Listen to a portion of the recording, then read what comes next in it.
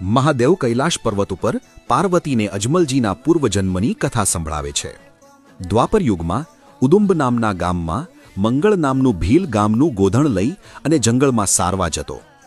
ગૌસરાઈના મહેનતાણામાં જે દ્રવ્ય મળે તેનાથી તેનું ગુજરાન ચલાવતો હતો.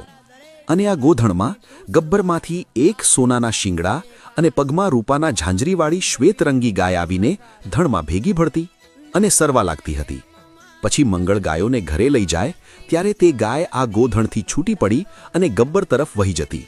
આવો રોજ રોજ થવા માંડ્યું.